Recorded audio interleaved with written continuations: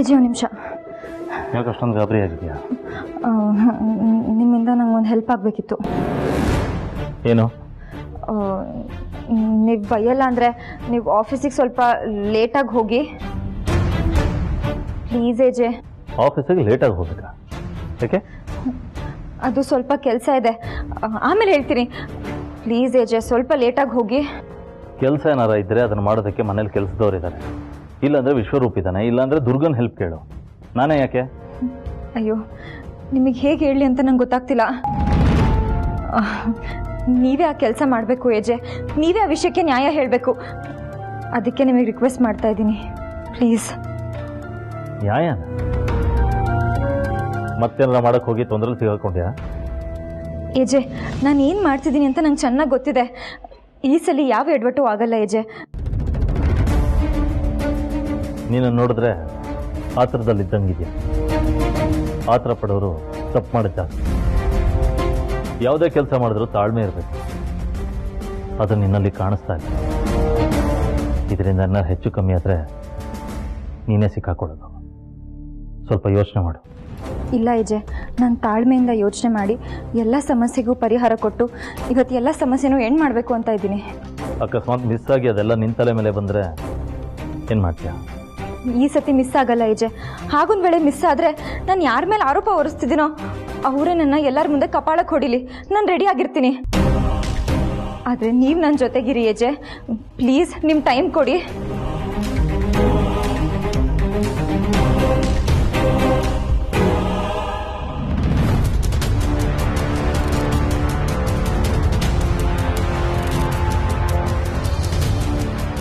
ದೇವ್ರೆ, ಜೀವನದಲ್ಲಿ ಇಂಥ ತಪ್ಪು ಯಾವತ್ತೂ ಮಾಡಿರಲಿಲ್ಲ. ಅಟ್ಲೀಸ್ಟ್ ಮನೆ ಬಿಟ್ಟು ಬರಬೇಕಾದ್ರೆ ಲೆಟರ್ ಬರ್ತಿರ್ಬೇಕಿತ್ತು ಅನ್ಸುತ್ತೆ. ಛೇ, ಭಯದಲ್ಲಿ ಗೊತ್ತೇ ಆಗಲಿಲ್ಲ. ಪಾಪ ಅಪ್ಪ ಅಮ್ಮ ಎದ್ದ ಮೇಲೆ ನನ್ನ ಮನೇಲಿಲ್ಲ ಅಂತ ಗೊತ್ತಾಗಿ ಎಷ್ಟು ಟೆನ್ಷನ್ ಆಗ್ತಾರೋ ಏನೋ. ಛೇ, ನಂಗೆ ಗೊತ್ತು ಮನೇಲಿ ಗೊತ್ತಿಲ್ದಂಗೆ ಮದುವೆ ಆಗ್ತಿರೋದು ತಪ್ಪೆ. ಆದರೆ ನಾನು ಏನು ಮಾಡಲಿ? ದೇವ್ ಎಂಥವ್ರು ಅಂತ ಯಾರಿಗೂ ಅರ್ಥ ಆಗ್ತಿಲ್ಲ, ಬೇರೆ ದಾರಿನೇ ಇಲ್ಲ. ದೇವ್ರೆ, ಅಟ್ಲೀಸ್ಟ್ ಮದುವೆ ಆದ್ಮೇಲಾದ್ರೂ ನಮ್ಮ ಲೈಫ್ ಚೆನ್ನಾಗಿರಂಗೆ ಮಾಡಪ್ಪ. ಅವಾಗ್ಲಾದ್ರೂ ಎಲ್ಲರೂ ನಮ್ಮನ್ನ ಕ್ಷಮಿಸ್ತಾರೆ ಅನ್ಸುತ್ತೆ.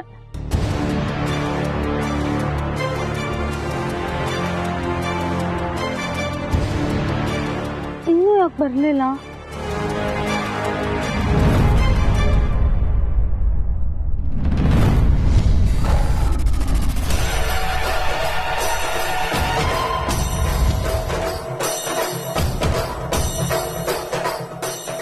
ಅಕ್ಕ, ನೀನಾ?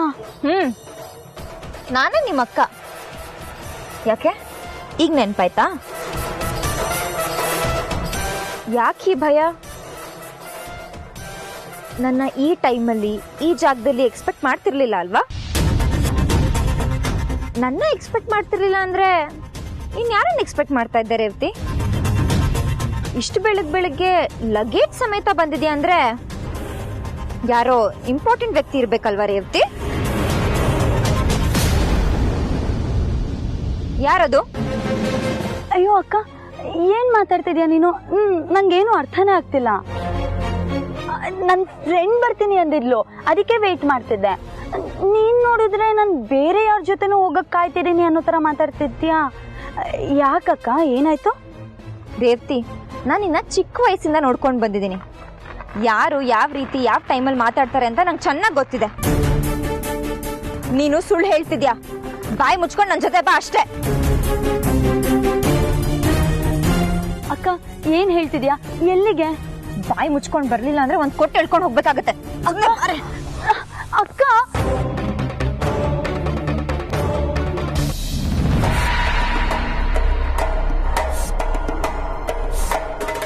ಅದೇ ಪವಿತ್ರ ಮೊದಲೆಲ್ಲ ತುಂಬ ಹೇಳ್ತಿದ್ಲು, ಒಂದು ವಾರ ರಜಾ ಸಿಕ್ಕಿದ್ರೆ ಸಾಕು ಎಷ್ಟು ಊರುಗಳು ಸುತ್ತಬೋದು ಅಂತೆಲ್ಲ ಹೇಳ್ತಿದ್ಲು.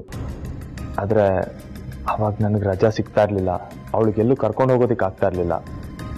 ಈಗ ಟೈಮ್ ಇದೆ, ಅವಳಿಗೆಲ್ಲಾದರೂ ಕರ್ಕೊಂಡು ಹೋಗೋಣ ಅಂತಂದರೆ ಅವಳ ಪರಿಸ್ಥಿತಿ ಹೀಗಾಗಿದೆ. ಎಲ್ಲ ಬ್ಯಾಡ್ ಲಕ್ ಏಜೆ, ಬ್ಯಾಡ್ ಲಕ್. ಲಕ್ಕನ್ನು ನಂಬಿರೋರು ನಿನ್ನ ಥರ ಮಾತಾಡ್ತಾ ಇರೋದು. ಲಕ್ ಇಲ್ಲ ಅಂತ ನಾನು ಹೇಳ್ತಾ ಇಲ್ಲ, ಲಕ್ ಇದೆ, ಆದರೆ ಹೆಚ್ಚಿಗೆ ದಿನ ಉಳಿಯಲ್ಲ. ಅಕ್ಕ ಅಕ್ಕ ನಾನು ಎಲ್ಲಿ ಯಾಕೆ ಕರ್ಕೊಂಡ್ ಬಂದಿದ್ಯಾ? ಬಾಯಿ ಮುಚ್ಕೊಂಡ್ ಬಾ. ಈ ಲಕ್ ಅನ್ನೋದು ನಾವು ಗೆಲ್ತೀವಿ ಅನ್ನೋ ಕಿಕ್ ಕೊಡುತ್ತೆ. ಬಟ್ ಫ್ಯಾಕ್ಟ್ ಏನು ಗೊತ್ತಾ, ಗೆಲ್ತೀವಿ ಅನ್ನೋ ಕಿಕ್ಕಲ್ಲಿ ನಾವು ಇರ್ತೀವಿ ಹೊರತು ಗೆಲ್ಲಲ್ಲ.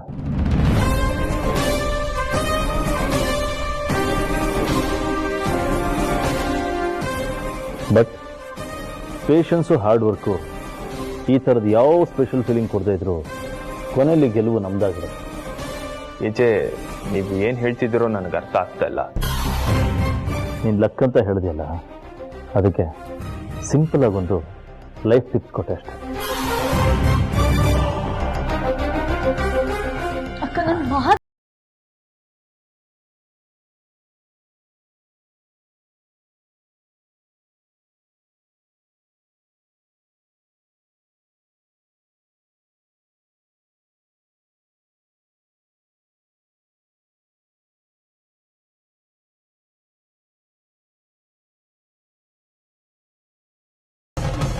ಇಲ್ಲ, ಯಾಕೆ ರೇವತಿ ಜೊತೆ ಆಗಿ ಬಿಹೇವ್ ಮಾಡ್ತಿದ್ಯಾ?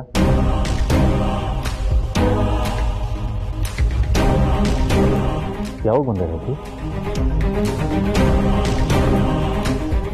ಅವಳೇ ಬರ್ಲಿಲ್ಲ ಏಜೆ, ನಾನೇ ಕೈ ಹಿಡ್ಕೊಂಡು ಎಳ್ಕೊಂಡು ಬಂದೆ. ಹೇಳ್ಕೊಂಬಂದ್ಯಾ? ಯಾಕೆ, ಏನಾಯ್ತು? ಅದನ್ನ ರೇವತಿ ಹತ್ರ ಅಲ್ಲ, ದೇವ್ ಹತ್ರ ಕೇಳ್ಬೇಕು.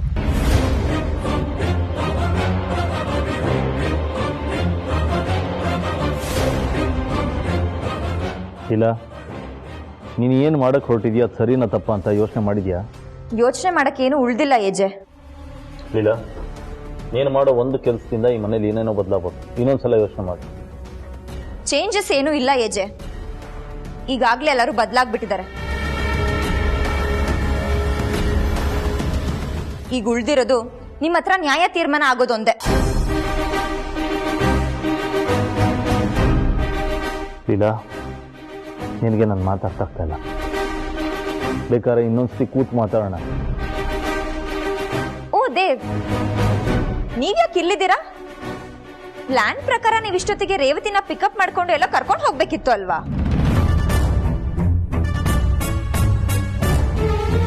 ನೀವು ಇಲ್ಲಿ ಯಾಕಿದ್ದೀರಾ ಅಂತ ನಂಗೆ ಅರ್ಥ ಆಗ್ತಿಲ್ಲ. ಮೋಸ್ಟ್ಲಿ ನಿಮ್ ಗಡಿಯಾರದ ಸೆಲ್ಲು ವೀಕ್ ಆಗಿರ್ಬೇಕು, ಅದಕ್ಕೆ ಟೈಮ್ ಮಿಸ್ ಆಯ್ತು ಅಲ್ವಾ? ಲೀಲಾ ಅವರೇ, ಏನು ಹೇಳ್ತಿದ್ದೀರಾ? ನಾನು ಯಾಕೆ ರೇವತಿನ ಕರ್ಕೊಂಡು ಹೋಗಬೇಕು? ಇಲ್ಲ, ನಾನು ನನ್ನ ಹೆಂಡತಿ ಆರೋಗ್ಯದ ಬಗ್ಗೆ ಏಜೆ ಹತ್ರ ಡಿಸ್ಕಸ್ ಮಾಡ್ತಿದ್ದೆ. ನೀವು ಏನು ಹೇಳ್ತಿದ್ದೀರೋ ನನಗೆ ಅರ್ಥ ಆಗ್ತಾ ಇಲ್ಲ. ಇಲ್ಲ, ಏನು ಹೇಳಕ್ ಹೊರಟಿದ್ಯಾ ಅದನ್ನು ಕರೆಕ್ಟಾಗಿ ಹೇಳು. ಹೇಳ್ತೀನಿ. ರೇವತಿ, ಅಷ್ಟು ಬೆಳಗ್ಗೆ ಯಾರಿಗೂ ಗೊತ್ತಿಲ್ಲದೆ ಕದ್ದು ಮುಚ್ಚಿ ಅಲ್ಯಾಕ್ ಬಂದು ನಿಂತಿದ್ದೆ?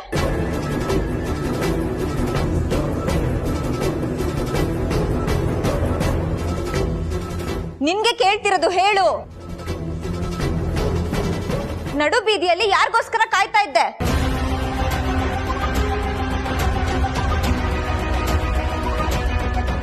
ಹೇಳು ರೇವತಿ.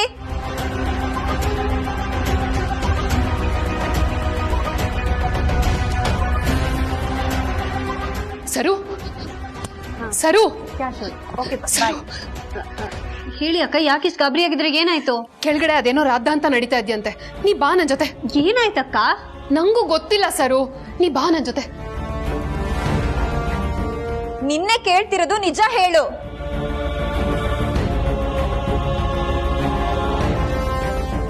ಹಾಗಿದ್ರೆ ನೀನು ದೇವ್ನ ಮೀಟ್ ಮಾಡಕ್ ಹೋಗಿರ್ಲಿಲ್ಲ ಅಲ್ವಾ? ರೇವತಿ, ನಿನ್ಗೆ ಕೇಳ್ತಿರೋದು, ಹೇಳು.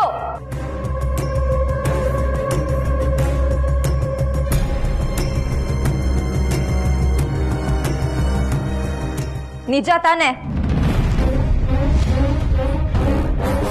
ಅಕ್ಕ, ಏನ್ ಮಾತಾಡ್ತಿದ್ಯಾ ನೀನು? ನಾನು ಯಾಕೆ ದೇವ್ ಅವ್ರನ್ನ ಮೀಟ್ ಮಾಡಕ್ ಹೋಗ್ಲಿ?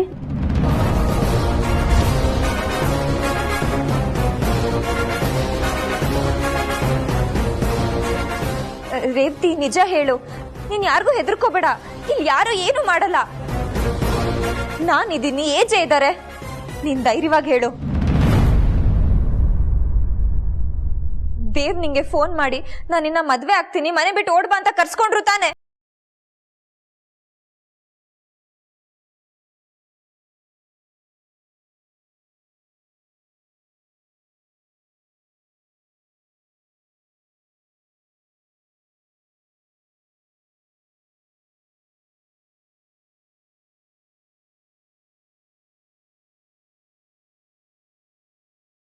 ಯಾವ ಸಂಬಂಧ ಕಟ್ತಿದ್ದೀರಾ? ನಮ್ಮಣ್ಣ ನಿಮ್ ತಂಗಿನ ಯಾಕೆ ಮದ್ವೆ ಆಗ್ಬೇಕು?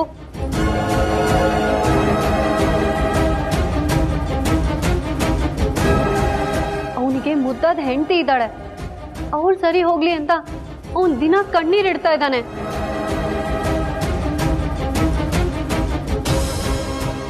ಮಾತಾಡುವಾಗ ಯಾವ ಸಂಬಂಧದ ಬಗ್ಗೆ ಮಾತಾಡ್ತಿದ್ದೀರಾ, ಯಾರ ಬಗ್ಗೆ ಮಾತಾಡ್ತಿದ್ದೀರಾ ಅನ್ನೋದು ಗಮನ ಇರ್ಲಿ. ಒಂದ್ ನಿಮಿಷ ಸರು. ರೇವತಿ, ನೀನೇನು ಹೆದರ್ಕೋಬೇಡ, ಹೇಳು. ಅತ್ತೆ, ಪದೇ ಪದೇ ನೀವ್ ನಮ್ಮಣ್ಣನ ಟಾರ್ಗೆಟ್ ಮಾಡ್ತಿದ್ದೀರಾ. ಏನೇನೋ ಮಾಡೋದಕ್ಕೆ ಹೋದ್ರಿ, ಅದ್ ಯಾವ ಪ್ಲಾನ್ ವರ್ಕ್ ಆಗ್ಲಿಲ್ಲ ಅಂತ ಇವಾಗ ಸುಮ್ಮನೆ ದೊಡ್ಡ ಸೀನ್ ಕ್ರಿಯೇಟ್ ಮಾಡ್ತಿದ್ದೀರಾ. ಒಂದ್ ನಿಮಿಷ ಸರು. ರೇವತಿ, ನಿಜ ಹೇಳು, ದೇವ್ನ ನಿನ್ನ ಮದ್ವೆ ಆಗ್ತೀನಿ ಅಂತ ನಿನ್ನ ಕರ್ಸ್ಕೊಂಡ್ಲಿಲ್ವಾ?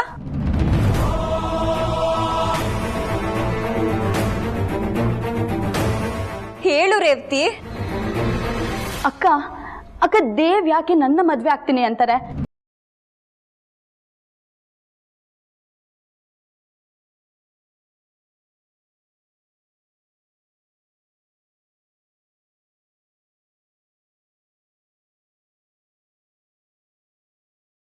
ಯಾರೋ ಒಬ್ರು ನನ್ನ ಮದ್ವೆ ಆಗ್ತೀನಿ ಅಂದಿದ ತಕ್ಷಣ ನಾನು ಹೋಗ್ಬಿಡ್ತೀನಾ? ನಿಂಗೆ ಅಷ್ಟು ಗೊತ್ತಾಗಲ್ವಾ ಅಕ್ಕ? ಯಾಕೆ ಏನೇನೋ ಮಾತಾಡ್ತಿದ್ಯಾ?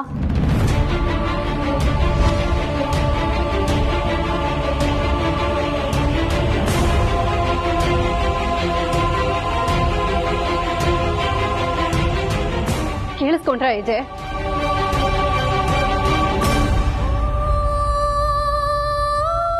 ನನಗ್ ಮೊದ್ಲೇ ಅನುಮಾನ ಇತ್ತು. ನಿನ್ನೆ ಇವ್ರಮ್ಮ ನಮ್ಮ ಮನೆಗ್ ಬಂದಾಗ್ಲೇ ನನಗ್ ಅನುಮಾನ ಇತ್ತು.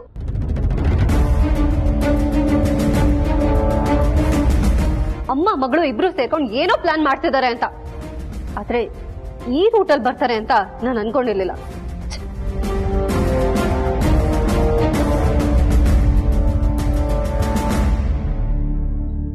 ಹೌದು ಏಜೆ, ನಿನ್ನೆ ಲೀಲಾ ಅವ್ರ ತಾಯಿ ಸರು ಹತ್ರ ದೇವ್ ಬಗ್ಗೆ ಕೆಟ್ಟದಾಗ ಮಾತಾಡೋದನ್ನ ನಾನೇ ಕೇಳಿಸ್ಕೊಂಡಿದ್ದೀನಿ. ಏಜೆ ಏಜೆ, ಇವ್ರ ಮಾತೇನು ಕೇಳ್ಬೇಡಿ. ರೇವತಿ, ಪ್ಲೀಸ್ ನಿಜ ಹೇಳು. ನೀನ್ ಹೇಳೋ ಒಂದು ನಿಜದಿಂದ ಇವತ್ತೆಷ್ಟೋ ಪ್ರಾಬ್ಲಮ್ ಸಾಲ್ವ್ ಆಗುತ್ತೆ ಗೊತ್ತಾ?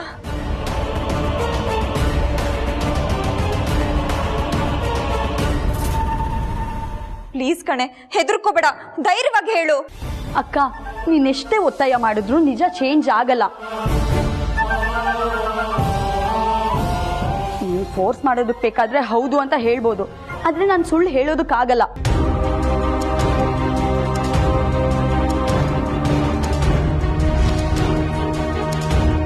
ನಾನು ಹೇಳ್ತಿರೋದೆಲ್ಲ ನಿಜ. ನಾನು ನನ್ನ ಫ್ರೆಂಡ್ನ ಮೀಟ್ ಮಾಡೋದಕ್ಕೆ ಹೋಗಿದ್ದೆ.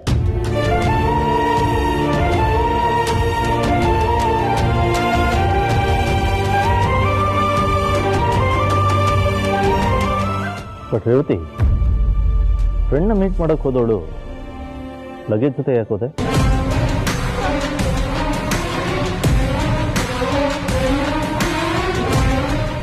ಅದು ಭಾವ, ಅವಳಿಗೆ ಬಟ್ಟೆಗಳು ಬೇಕಿತ್ತಂತೆ, ಅದಕ್ಕೆ ಕೊಡೋದಕ್ಕೆ ಹೋಗಿದ್ದೆ. ಅಕ್ಕ ತಪ್ಪು ತಿಳ್ಕೊಂಡ್ರೆ ನಾನೇನ್ ಮಾಡೋದಕ್ಕಾಗತ್ತೆ?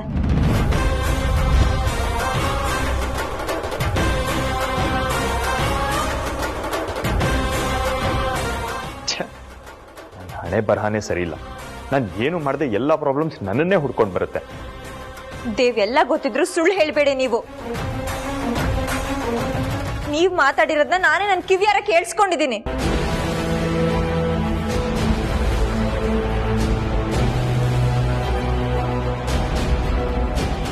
ದೇವ್, ನಿಮ್ ಫೋನ್ ಕೊಡಿ.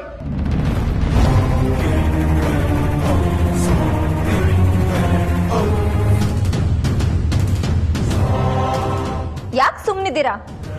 ನಿಮ್ ಬಣ್ಣ ಬಯಲಾಗತ್ತೆ ಅಂತ ಹೆದರ್ತಾ ಇದ್ದೀರಾ?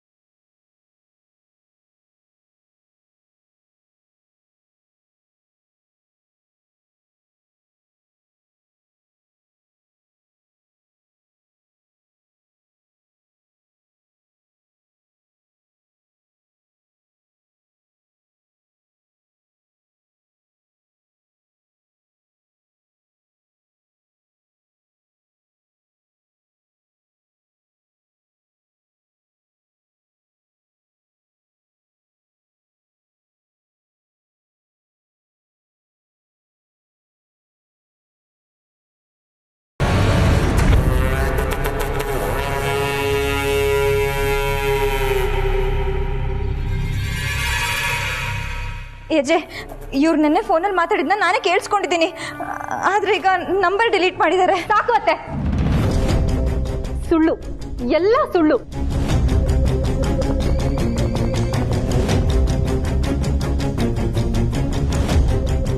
ಮೊದಲು ನಮ್ಮೇಲೆ ಪ್ರಾಬ್ಲಮ್ ಕ್ರಿಯೇಟ್ ಮಾಡೋದಕ್ಕೆ ಟ್ರೈ ಮಾಡಿದ್ರು, ಆಗ್ಲಿಲ್ಲ. ಆಮೇಲೆ ಈ ಮನೆ ಮೇಲೆ ಪ್ರಾಬ್ಲಮ್ ಕ್ರಿಯೇಟ್ ಮಾಡೋದಕ್ಕೆ ಟ್ರೈ ಮಾಡಿದ್ರು, ಅದು ಆಗ್ಲಿಲ್ಲ. ಈಗ ಈ ಮನೆಗೆ ಸಂಬಂಧಪಟ್ಟವ್ರ ಮೇಲೆ ಪ್ರಾಬ್ಲಮ್ ಕ್ರಿಯೇಟ್ ಮಾಡೋದಕ್ಕೆ ಟ್ರೈ ಮಾಡ್ತಿದ್ದಾರೆ.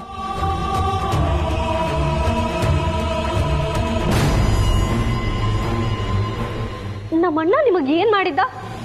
ನಮ್ಮಣ್ಣನೇ ಬೇಕಿತ್ತಾ ನಿಮ್ಗೆ?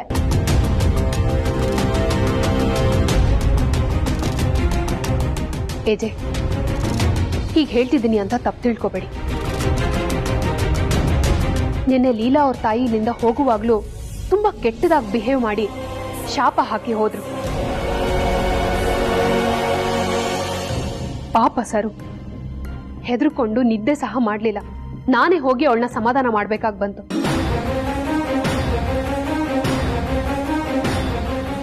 ಬೇಕಿದ್ರೆ ನೀವೇ ಕೇಳಿ ನೋಡಿ. ಹೇಳಿ ಲೀಲಾ ಅವ್ರೆ, ನೆನ್ನೆ ನಿಮ್ ತಾಯಿ ಹೋಗುವಾಗ ನಮ್ ಜೊತೆ ಜಗಳ ಮಾಡ್ಲಿಲ್ವಾ?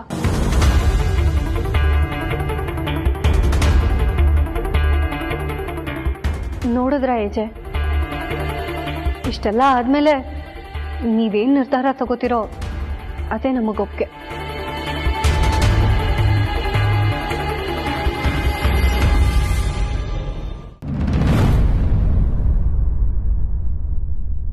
ಹೀಗಾಗ್ಬೋದು ಅಂತಾನೆ ನಾನು ಬೆಳಗ್ಗೆ ನಿನಗೆ ಅಷ್ಟು ಕ್ಲಿಯರಾಗಿ ಹೇಳಿದ್ದು.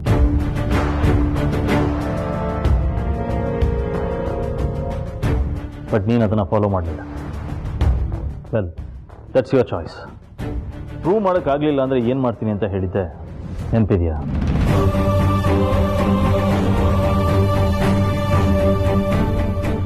ನೆನಪಿದೆ ಏಜೆ, ಅಷ್ಟು ಸುಲಭವಾಗಿ ಮರೆಯುವಂಥ ವಿಷಯ ಅಲ್ಲ ಅದು.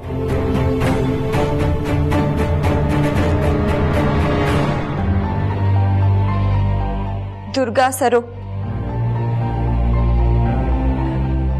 ಇವತ್ತು ನನ್ನ ಕೈಲಿ ಪ್ರೂವ್ ಮಾಡೋದಕ್ಕಾಗ್ತಿಲ್ಲ. ಆದರೆ ನನ್ನ ಬಿಹೇವಿಯರ್ ಇಂದ ನಿಮಗೆ ಹರ್ಟ್ ಆಗಿದೆ ಅಂದ್ರೆ ನಂಗೆ ಕಪಾಲಕ್ಕೆ ಹೊಡಿಲಿ.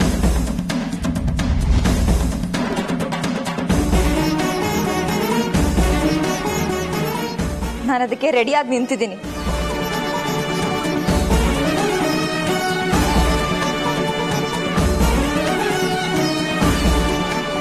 ನನಗೇನು ಗೊತ್ತಿಲ್ಲದೆ ನೀವೇ ಬಂದು ಆರೋಪ ಮಾಡ್ತಾ ಇದ್ದೀರಾ.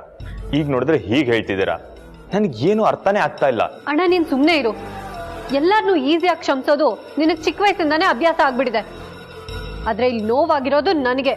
ಲೀಲಾ ಅವರೇ ಹೇಳಿರೋ ಪ್ರಕಾರ ನಾನು ಅವ್ರಿಗೆ ಶಿಕ್ಷೆ ಕೊಡ್ತೀನಿ.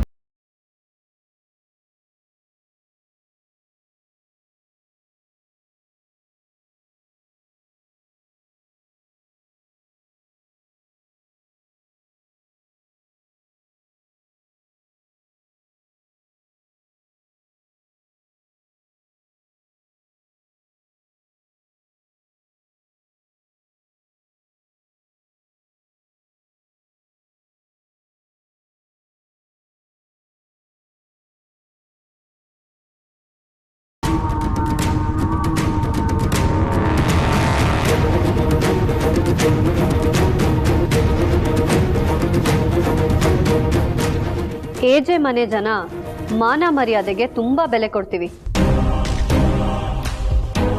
ನಮ್ಮೇಲ್ ಯಾರೇ ಆರೋಪ ಮಾಡಿದ್ರು ಅದು ಇನ್ನೊಬ್ಬರಿಗೆ ಪಾಠ ಆಗ್ಬೇಕು.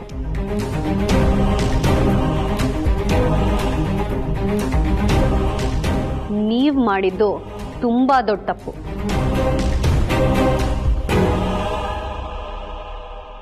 ಅದಕ್ಕೆ ಈ ಶಿಕ್ಷೆ.